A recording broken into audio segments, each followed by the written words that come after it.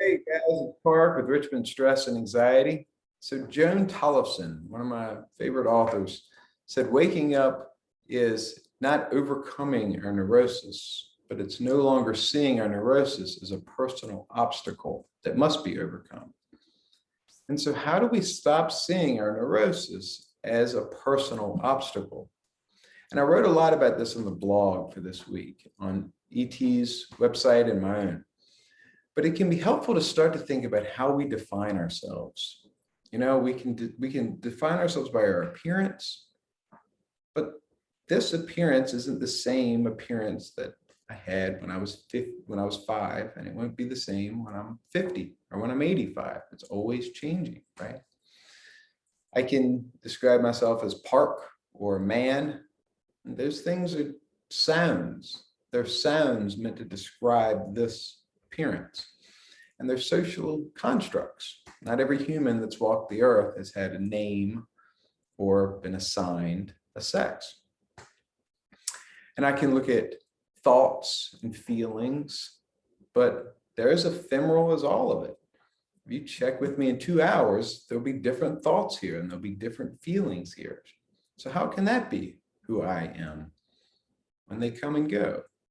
We can say roles. I'm a therapist, I'm a dad, but I haven't always been a therapist. I haven't always been a dad.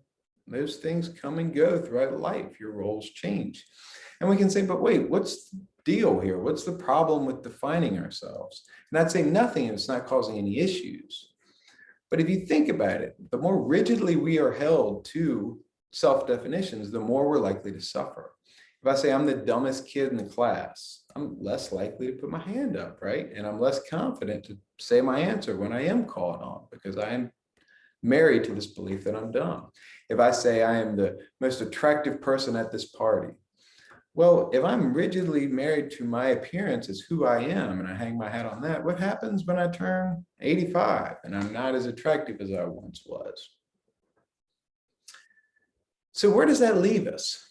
If I can't hang my hat on anything really that I can describe, because it's either a label or it's changing, then what am I? And so the best thing to start with is a metaphor, a river metaphor. So if you think about it, if you're standing on the banks of a river and you're looking out at the river, you're going to see all types of stuff going by. You're going to see ducks, you're going to see sticks and kayakers and plastic bottles and the rest of it. Right? And you are clearly sitting on the river and there's the contents of the river that you're aware of.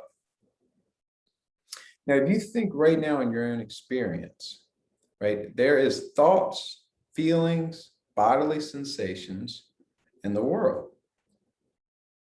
And you'll recognize that just like the contents of that river, you're not controlling any of that either.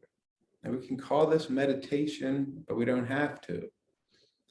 We can see that just like if we were sitting on the riverbanks, all this stuff would just arise, come and go. And if we're able to see all this stuff, that means that we aren't all this stuff because there's an awareness of the stuff, the body, the thoughts, the feelings, the sensations. See if you can recognize that. There's awareness. And then there's the objects arising and passing. So let's get more specific. So pick something that you can taste and try this with me. So I'm grabbing seltzer water because it's right here. So if I take a sip, I describe that experience as I taste seltzer water. Now I can see the seltzer water. So I'm obviously not that. Because I can see it, it's an object. The taste, I'm obviously not the taste either, because I'm aware of the taste.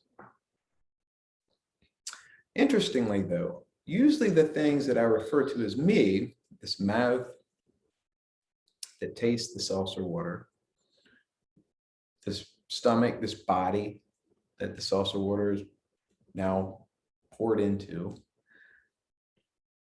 all of these things I can also be aware of, just like I can be aware of the taste and the seltzer water. See if that's true in your experience right now. Can you be aware of everything that you call me? Are those things an object in awareness? And so if those things are an object in awareness, how can I be those things? Because I am aware of them. I mean, if we zero out, we got the body, there's also thoughts, and there's feelings, and there's worldly perceptions. And there can be an awareness of all that stuff. And sometimes it's pleasant, just like the ducks and the sticks. And sometimes it's unpleasant, like a oil drum or plastic in the river, right? And so we can recognize that what I'm referring to when I say I, in the sentence, I feel my knee, I hear this bird, I smell this chocolate. Anything I refer to with I is an awareness that's aware of an object. It's got some distance from these things. So stop and see if you can recognize that in your experience. And stop and ask yourself, what would it mean if this I cannot really be nailed down? And what would it mean if I am not defined by the contents of the river? And what would it mean if the contents of this river, thoughts, feelings, body, worldly perceptions, are more impersonal, just like the contents of the river in the metaphor? They arise and pass on their own and in their own time, that they don't define me. If you've made it this far, your mind is probably saying, I don't know what he's talking about. I don't get this. And that's totally fine. I get that too, because the stuff's subtle. But you can also use that to recognize that that thought is just more content arising and passing, and that there's an awareness of that thought. Therefore, you are not that thought, and you're not defined by it. So experiment with this throughout the day, stepping back with awareness, especially when the river is really turbulent, chaotic. So you can step back and notice that you have a little freedom from it. You can choose how you respond to it more skillfully. And you can zero in or zero out on certain parts of it. And that maybe you are much more than this. So we are in the home stretch. One more episode next week. Thank you for everybody who's come along with this. This has been awesome for me making these. I've really enjoyed it.